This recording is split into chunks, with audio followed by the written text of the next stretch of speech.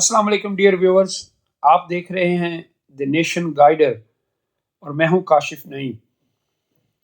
حالات حاضرہ کے مطابق فلسطین اور اسرائیل کی جنگ عروج پر ہے۔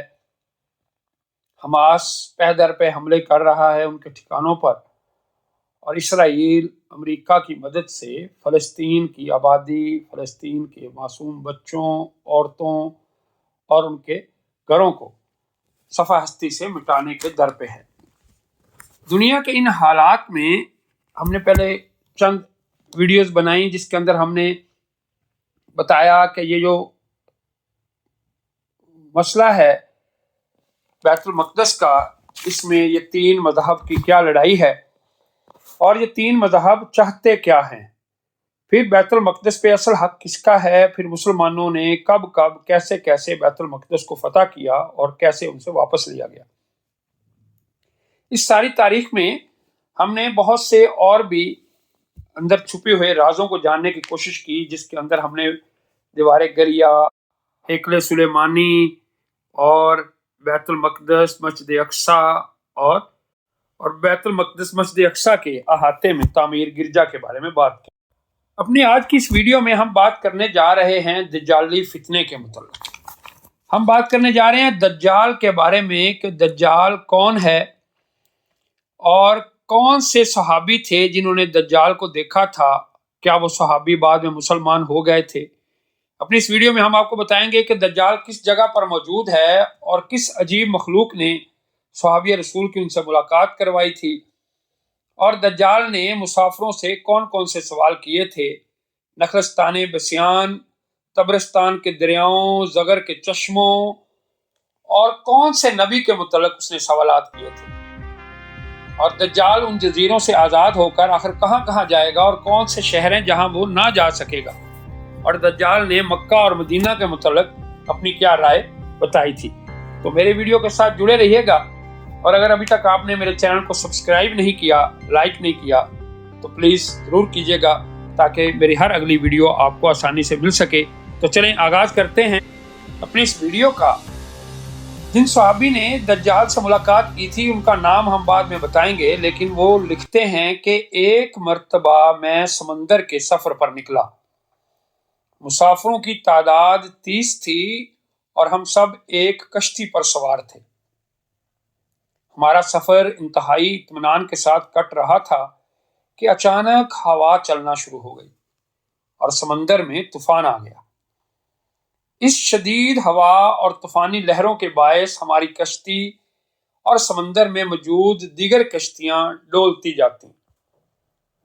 کشتی کے مسافر اس صورتحال سے پریشان ہو گئے اور ہر کوئی اپنے اپنے خداؤں کو پکارنے لگا، کیونکہ کسی کو کچھ سمجھ میں نہیں آ رہا تھا کہ کیا کرے۔ ڈیئر ویورز، سمندر سے اٹھنے والی لہریں ایک سمت کی بجائے ہر طرف سے کشتی کو اپنی لپیٹ میں لے رہی تھیں۔ تھک ہار کر ملاح نے بھی چپو چھوڑ دیے اور ایک طرف بیٹھ گیا۔ صحابی کہتے ہیں کہ اب ہم میں سے ہر کسی کو یہ یقین ہو چلا تھا کہ موت یقینی ہے۔ شام کا وقت تھا، سورج غروب ہونے کو تھا اور اس کی روشنی آہستہ آہستہ ختم ہوتی جا رہی تھی۔ شام کا اندھیرا اور منزل کا کوئی پتہ نہیں، یہ بھی خبر نہ تھی کہ کشتی کس سمت میں جا رہی ہے اور سمندر کی لہریں اب کب تک کشتی کو سلامت رہنے دیں گی۔ اس خوف و ہراس کی حالت میں رات گزر گئی اور صبح کی ہلکی ہلکی روشنی پھیلنے سے ہر طرف اجالا ہی اجالا ہو گیا۔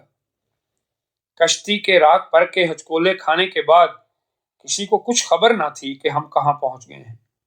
پھر اگلا دن بھی اسی کیفیت میں گزرا اور اسی طرح رات کے بعد دن اور دن کے بعد رات آتی گئی، اور ہماری کشتی کو سمندر میں پھنسے ہوئے پورے 30 دن گزر گئے۔ پھر اچانک 30 دنوں کی اس صورتحال کے بعد بھولے بھٹکے مسافروں کو دور سے ایسا نظر آیا جیسے کچھ درخت سمندر میں کھڑے ہوں۔ 30 دن سے مصیبت میں پھنسے ہوئے مسافروں کو یہ منظر دیکھ کر امید کی کچھ کرن نظر آئی، اور ملاح نے جلد از جلد وہاں تک پہنچنے کے لیے پوری طاقت کے ساتھ چپو چلانا شروع کر دیے اور کشتی کو تیزی کے ساتھ ان درختوں کی طرف لے جانے لگا جو دور سے نظر آ رہے تھے۔ کشتی میں موجود مسافر جنہیں یقین ہو چکا تھا کہ اب موت کے سوا کوئی چیز نہیں، اب ان کے چہرے خوشی سے چمک رہے تھے۔ پھر کشتی جوں جوں قریب ہوتی گئی درخت صاف دکھائی دینے لگے۔ ملاح پوری طاقت سے کشتی چلا رہا تھا کہ سورج غروب ہونے سے پہلے پہلے ان درختوں تک پہنچ جائے، تاکہ کہیں ایسا نہ ہو کہ اندھیرا ہو جانے کے باعث ہم اس آخری امید سے بھی ہاتھ دھو بیٹھے۔ پھر کشتی آہستہ آہستہ ان درختوں کی طرف بڑھتی رہی اور جب درخت قریب ہوئے تو سارے مسافروں کو یہ جان کر خوشی ہوئی کہ اس سمندر میں واقع کوئی جزیرہ ہے۔ ابھی تو سورج مکمل غروب نہیں ہوا تھا کہ کشتی جزیرے کے کنارے پہنچ گئی۔ مسافروں کو اس جزیرے پر اترے زیادہ دیر نہیں گزری تھی کہ درختوں کے درمیان سے ایک عجیب و غریب قسم کا جانور نما انسان نکلا۔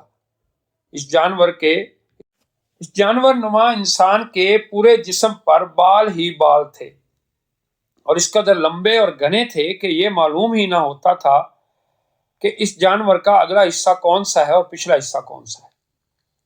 سارے مسافر اس عجیب و غریب جانور نما انسان کو دیکھ کر حیران و پریشان ہو گئے، کیونکہ ان میں سے کسی نے بھی اس سے پہلے ایسا جانور یا انسان نہیں دیکھا تھا۔ دیکھنا تو دور کی بات، سنا بھی نہ تھا۔ اب اس پر اسرار جزیرے پر اس کو دیکھ کر سب پریشانی میں مبتلا ہو گئے کہ یہ کیا بلا ہے، یہ کون ہے، کہاں سے آیا ہے اور کیا چاہتا ہے۔ ایک مسافر نے دوسرے مسافر سے پوچھا کہ یہ کیا چیز ہے۔ جانور نے مسافر کی یہ بات سن لی اور مسافر کے جواب سے پہلے وہ جانور خود بولا، میں جاسوس ہوں۔ جانور کے انسانوں کی طرح گفتگو کرنے سے تمام مسافر مزید پریشان ہو گئے، کیونکہ آج تک انہوں نے کسی اس طرح کے جانور کو انسانی زبان میں بولتے نہیں دیکھا تھا۔ چنانچہ سب یہ سمجھنے لگے کہ ہو نہ ہو یہ کوئی جن ہے اور ہمارے سامنے آ گیا ہے۔ تمہاری جاسوسی کا مقصد کیا ہے اور تم کس کے لیے جاسوسی کرتے ہو؟ ایک مسافر نے ہمت کر کے اس سے پوچھ ہی لیا، تو اس نے جواب دیا، میں جس کے لیے جاسوسی کرتا ہوں اسے تم سے ملنے کا بے حد شوق ہے، وہ تم سے باتیں کرنا چاہتا ہے، لہذا تم میرے ساتھ چلو۔ یہ سن کر تمام مسافر حیران و پریشان چپ چاپ اس کے پیچھے ہو لیے۔ وہ عجیب و غریب جانور درختوں کے درمیان بنے ہوئے راستے سے ہوتا ہوا ایک پرانے محل کے سامنے جا کھڑا ہوا۔ محل کو چاروں طرف سے بلند و بالا درختوں نے گھیر رکھا تھا۔ مسافروں نے وہاں پہنچ کر پریشان نظروں سے اس کی طرف دیکھا اور پھر جانور کی طرف سوالیہ نظروں سے دیکھنے لگے۔ جانور پھر آگے چلا اور سب مسافروں کو ایک بڑے دروازے سے گزارتے ہوئے محل کے اندر لے گیا۔ محل کے اندر داخل ہوتے ہی سب نے دیکھا کہ ایک بہت بڑا شخص زنجیروں میں جکڑا ہوا تھا اور رہائی کے لیے کوشش کر رہا تھا۔ صحابی کہتے ہیں کہ ہم نے اس سے پہلے اتنے بڑے قداور اور اتنے زیادہ روح والا شخص کبھی نہ دیکھا تھا۔ ہم میں سے ایک مسافر نے ہمت کر کے پوچھا، تم کون ہو؟ تو آگے سے آواز آئی، میں کیا ہوں اور کون ہوں؟ یہ تو تم جان ہی لوگے، پہلے یہ بتاؤ کہ تم کون ہو؟ اس نے سوال کرنے والے مسافر سے پوچھا۔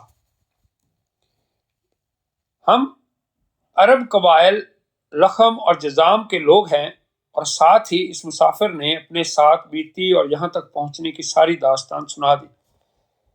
اس قید میں جکڑے ہوئے شخص نے کہا، ذرا مجھے نخلستان بیسان کے متعلق تو بتاؤ۔ اس کے متعلق کیا جاننا چاہتے ہو؟ ایک مسافر نے پوچھا۔ تو اس شخص نے گرج دار آواز میں کہا کہ خبردار، ان قریب ان پر پھل لگنا بند ہو جائے گا۔ اور پھر دوبارہ مسافروں سے مخاطب ہو کر کہنے لگا، اچھا تبرستان کے دریاؤں کے متعلق تو بتاؤ۔ مسافروں نے کہا کہ ان دریاؤں کے متعلق کیا پوچھنا چاہتے ہو؟ وہ بولا، اس میں پانی ہے۔ مسافروں نے کہا، ہاں اس میں پانی ہے۔ اس نے کہا، ان قریب اس کا پانی ختم ہو جائے گا۔ پھر وہ کہنے لگا، مجھے زرگر کے چشمے کے متعلق تو کچھ بتاؤ۔ مسافروں نے کہا، کیا پوچھنا چاہتے ہو؟ اس نے جواب دیا، یہی کہ اس چشمے میں پانی ہے کہ نہیں اور اگر وہاں پانی ہے تو پھر وہاں کے لوگ چشمے کے پانی سے کھیتی باڑی کرتے ہیں؟ پھر وہ پوچھنے لگا، اچھا مجھے ذرا امیوں کے نبی حضرت محمد صلی اللہ علیہ وآلہ وسلم کے متعلق تو کچھ بتاؤ۔ مسافروں نے جواب دیا، انہوں نے مکہ سے اپنی دعوت کا آغاز کیا اور اب وہ مکہ سے نکل کر مدینہ میں موجود ہیں۔ پھر اس نے پوچھا، کیا وہ عرب کے لوگوں کے ساتھ کوئی لڑائی لڑے اور عربوں نے لڑائی میں اس کے ساتھ کیا سلوک کیا؟ قیدی نے پوچھا، جواب ملا، لڑائی میں وہ عربوں پر غالب رہے اور بہت سے عربوں نے تو ان کی اطاعت بھی قبول کر لی ہے اور اب وہ خود کو ان کی تابع داری میں رکھتے ہیں۔ یہ سنتے ہی وہ غصے سے پھنکارا اور زنجیروں کو جھٹکا دیا۔ پھر مسافروں کو مخاطب کر کے بولا، اب میں تم کو اپنے متعلق بتاتا ہوں کہ میں دجال ہوں، اور تمہاری باتوں سے یہ معلوم ہوتا ہے کہ مجھے یہاں سے نکلنے کی اجازت ملے گی۔ پھر میں اس جزیرے سے نکلوں گا اور 40 دن میں ساری دنیا گھوموں گا۔ دنیا کی کوئی بستی اور گاؤں ایسا نہ ہوگا جہاں سے میرا گزر نہ ہوگا۔ ہاں، مکہ اور مدینہ میں جانا میرے بس سے باہر ہے، مجھے وہاں جانے کی اجازت نہیں۔ میں ان دونوں شہروں میں داخل ہونے کی کوشش بھی کروں گا تو میرے آگے فرشتے رکاوٹ بن جائیں گے، ان کے ہاتھوں میں تلواریں ہوں گی اور وہ مجھ سے لڑیں گے۔ یہ داستان ہم تک حضور صلی اللہ علیہ وسلم کے ایک صحابی حضرت تمیم داری رضی اللہ تعالی عنہ کی طرف سے پہنچی۔ انہوں نے یہ داستان حضور صلی اللہ علیہ وسلم کو سنائی۔ حضرت تمیم داری رضی اللہ تعالی عنہ جو اسلام قبول کرنے سے پہلے عیسائی تھے، اس عجیب و غریب واقعوں کو دیکھنے کے بعد حضرت نبی کریم صلی اللہ علیہ وسلم کی خدمت میں حاضر ہو کر مسلمان ہو گئے تھے۔ ڈیئر ویورز، یہ تھی دجال کے وجود کی داستان جو ہمیں اسلام کی کتابوں میں ملتی ہے۔ امید ہے اس سے آپ کو بہت کچھ سیکھنے کو، بہت کچھ جاننے کو ملا ہوگا۔ انشاءاللہ تعالیٰ اپنی نیکسٹ ویڈیو میں کسی نئے واقعے کے ساتھ، کسی نئی معلومات کے ساتھ حاضر ہوں گے۔ تب تک اپنا بہت خیال رکھیے گا۔ اگر آپ نے ابھی تک میرے چینل کو سبسکرائب اور لائک نہیں کیا تو پلیز ضرور کر لیجیے گا۔ اللہ حافظ۔